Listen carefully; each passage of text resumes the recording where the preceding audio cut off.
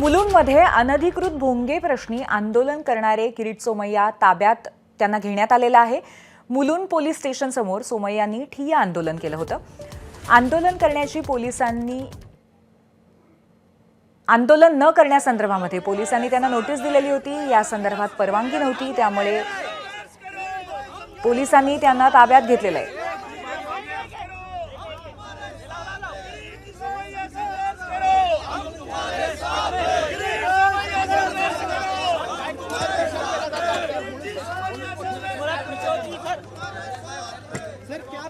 क्या प्रतिक्रिया दे जाएंगे? कुछ नहीं, ये अनधिकृत मस्जिद और अनधिकृत लाउड स्पीकर होंगे जब तक हटाएंगे नहीं, तब तक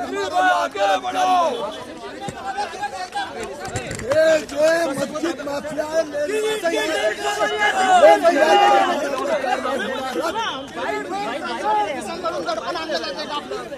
मुलुंडच्या पोलिसांनी चांगलं काम केलं आहे, परंतु आणखीन पुढे कारवाई करावीच लागेल।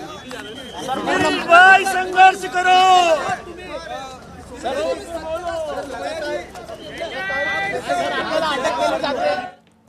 वळूयात एका महत्त्वाच्या बातमीकडे। पाणी म्हणजे जीवन, मात्र याच पाण्याच्या शोधात गेलेल्या पोटच्या लेकीला जीवानिशी गमावण्याची वेळ एका कुटुंबावर आली। यवतमाळ जिल्ह्यातील आर्णी तालुक्यातल्या काठोडा पारधी बेड्यावरती हा धक्कादायक प्रकार घडला। वेदिका चव्हाण या 12 वर्षाच्या मुलीचा नदीत पाय घसरला आणि त्यानंतर बुडून मृत्यू झाला। धक्कादायक म्हणजे वेदिकाच्या घरासमोर तसंच वस्तीतल्या प्रत्येक घराबाहेर एका वर्षापासून सरकारची पाण्याची पाईपलाईन आली आहे, मात्र निगरगट्ट प्रशासन त्या पाईपलाईनला नळ लावून पाणी पुरवठाच करू शकलेलं नाहीये। वस्तीतला पाण्याचा एकमेव हँडपंपही 4 महिन्यांपासून नादुरुस्त आहे, त्यामुळे वस्तीतल्या महिला पुरुष तसंच लहान मुलांना जीव धोक्यात घालून 1.5 किलोमीटरची पायपीट करत अरुणावती नदीतनं पाणी आणावं लागतंय। त्यातच 12 वर्षीय वेदिकाचा नदीत बुडून मृत्यू झाला। संतापजनक म्हणजे वेदिकाच्या मृत्यूनंतर प्रशासनाने बंद असलेला हँडपंप झाकून ठेवला। वेदिकाच्या मृत्यूआधी पारधी बेड्यावरती किंवा आजूबाजूच्या परिसरात पाण्याच्या शोधात अनेकांचे मृत्यू झालेत, मात्र प्रशासन 1-2 टँकर पाठवण्यासारख्या थातुरमातुर उपाययोजना करते। आता वेदिकाच्या मृत्यूनंतर गावामध्ये प्रचंड रोष आहे। एबीपी माझाने या संदर्भात जिल्हा प्रशासनाशी संपर्क साधण्याचा प्रयत्न केला, परंतु घटनेवरती प्रतिक्रिया कोणीही त्यावेळी दिली नाही।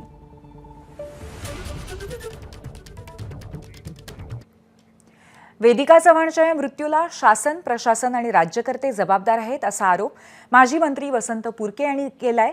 तर जलजीवन मिशनचा मोठा गाजावाजा भाजप आणि सत्ताधाऱ्यांनी करूनही पाण्याचा एक थेंब आला नाही अशी टीका खासदार प्रतिभा धानोरकर यांनी केली आहे।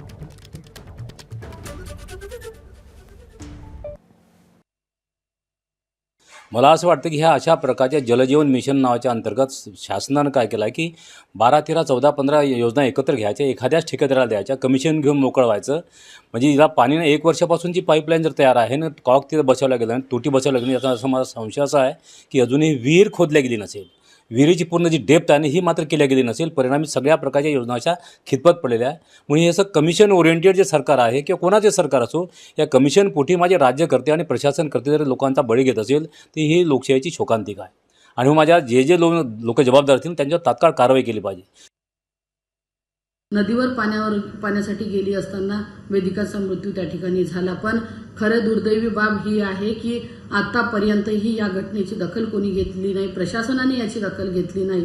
आज राज्याचं पालकत्व ज्याने स्वीकारलं, या राज्याचे मुख्यमंत्री आदरणीय देवेंद्रजी फडणवीस असतील, संबंधित योजनेचे जे सर्वे म्हणून आहे असे ग्रामविकास मंत्री असतील, या वेदिकाच्या मृत्यूची खऱ्या अर्थानं दखल घेतील का, तिच्या पाठीमागे भक्कमपणे उभं राहतील का? या भागाची खासदार म्हणून मी वेदिकाचे आईवडील असतील, कुटुंबीय असतील, त्यांच्या दुःखात पूर्णपणे सहभागी आहे। महाविकास आघाडीच्या काळात आमच्या सर्व योजना बंद पडल्या। महसूल मंत्र्यांनी यवतमाळ पाणी टंचाईचं खापर फोडलंय ते महाविकास आघाडी सरकारवर। पुढील उन्हाळ्यापर्यंत महाराष्ट्र मोठ्या प्रमाणात पाणी टंचाई मुक्त होईल असं विधानही त्यांनी केलंय। मधल्या काळामध्ये उद्धव ठाकरे सरकार असताना 2.5 वर्ष मोदीजींनी दिलेल्या सर्व योजना बंद पडल्या। मग आमचं सरकार आलं, आम्ही त्या सुरू करण्याचा प्रयत्न केला, एक नळजोडचं काम चालू करणे आणि पूर्ण करायला 2-2.5 वर्ष लागतात. कारण त्याचं पाईपलाईन टाकावी लागतं, स्त्रोत्र बळकट करावे लागतात, पिण्याच्या पाण्याची टाकी बांधावं लागतं वगैरे. तर मला असं वाटतं आता ज्या पद्धतीने पुन्हा एकदा या महाराष्ट्रातल्या हर घर जल योजना असेल, अमृत पाणी पुरवठा योजना असतील, या सर्व केंद्र सरकारच्या राज्य सरकारच्या योजना आता मोठ्या प्रमाणात सुरू झाल्या आहेत. या उन्हाळ्यात थोडा त्रास होईल, पण पुढच्या उन्हाळ्यात मात्र बऱ्यापैकी महाराष्ट्र हा पाणी टंचाईच्या बाहेर झालेला दिसेल. वेदिका चव्हाणच्या मृत्यूप्रकरणी चौकशीचे आदेश दिले आहेत आणि 30 एप्रिलपर्यंत अहवाल येईल. दोषींवरती कारवाई केली जाईल असं आश्वासन आदिवासी विकास मंत्री अशोक उईके यांनी दिलंय. तसंच हर घर नल से जल या योजनेअंतर्गत पाण्याची पाईपलाईन टाकली, मात्र अजून पाणी मिळालं नाही याची चौकशी केली जाईल आणि जबाबदार अधिकाऱ्यांवरती कारवाई केली जाईल असंही उईके म्हणाले. त्यांच्याशी बातचीत केली आमच्या प्रतिनिधींनी. महाराष्ट्राच्या आदिवासी विकास विभागाचे मंत्री अशोक उईके सर आपल्यासोबत आहेत. उईके सर, तुमच्या जिल्ह्यामध्ये काठोडा नावाचा गाव आहे, शेजारी पारधीबेड आहे. वेदिका चव्हाण या मुलीचा पाणी भरताना मृत्यू झालेला आहे आणि त्या गावामध्ये पाईपलाईन पोहोचली आहे, हँडपंप आहे, हँडपंप नादुरुस्त होता, पाईपलाईनमधून आजवर पाणी एक थेंब मिळालेला नाही. ही दुर्दैवी स्थिती का? आदिवासी समाजाची मुलगी पाणी भरण्याला गेली असता तिचा पाय घसरून 12 वर्षाची मुलगी होती, मृत्यू झाला. अतिशय वाईट आहे आणि दुर्दैवसुद्धा आहे. आणि 13 तारखेला ही घटना घडलेली आहे. मी सर्व प्रशासनाच्या अधिकाऱ्यांना सूचना दिल्या, तात्काळ कारवाई करण्यात यावी आणि नोंद घेण्यात यावी अशा प्रकारे सूचना दिल्या. हर घर नल से जल ही योजना जी आहे त्या योजनेची अंमलबजावणी प्रभावीपणे सुरू आहे. अधिकाऱ्याच्या माध्यमातून चौकशी करून अहवाल प्राप्त झाल्यानंतर योग्य त्या अधिकाऱ्यावर कारवाई करण्यात येईल. नदीवर पाणी भरायला राज्यभरात लाखो लोक जातात, त्यात फारसं वावगं नाही. मात्र घरासमोर नळ आहे पण नळातून पाणी येत नाही म्हणून चिमुकली नदीवर जाते आणि बुडून मरते. हे शासनासाठी भूषणावह गोष्ट नाही. नाही, भूषणावह तर बिलकुलच नाही, अतिशय गंभीर बाब आहे. आमची आदिवासी समाजाची मुलगी अरुणा नदीवर पाणी भरायला गेली होती आणि निश्चितच त्याच्यावर तोडगा काढण्यात येईल. दरवर्षी जे काही उपाययोजना केले जातात, टँकर वाढवले जातात, विहीर अधिग्रहित केले जातात, त्याच्याशिवाय खरोखर प्रभावीपणे पाणी मिळू शकेल यंदा काय केलं जाईल? ते पाणी टंचाई योजनेच्या अंतर्गत आम्ही आढावा घेतला असता.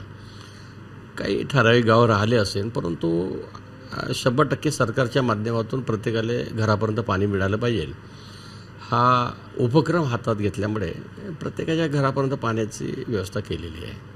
अखेरचा प्रश्न सर, चौकशी जी तुम्ही सांगताय ती चौकशी म्हणजे काळ मर्यादेमध्ये होईल का? केव्हापर्यंत अहवाल येईल आणि केव्हापर्यंत ॲक्शन होईल? या 30 तारखेपर्यंत, 30 एप्रिलपर्यंत.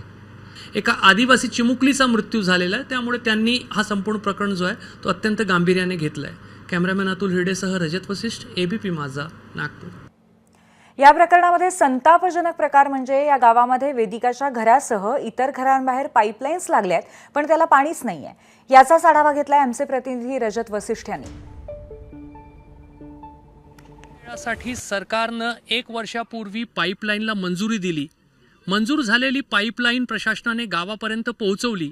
मात्र 1 वर्षापूर्वी असे पाईप लावल्यानंतर प्रशासनाने अक्षम्य दुर्लक्ष करत आजवर त्याला नळाची जोडणी केलेली नाही. त्यामुळे गेल्या 1 वर्षात या पाईपलाईनमधून एक थेंब पाणीसुद्धा वेदिका, तिच्या कुटुंबियांना किंवा तिच्या गावकऱ्यांना मिळालेलं नाही. ABP माझा, उघडा डोळे बघा नीट.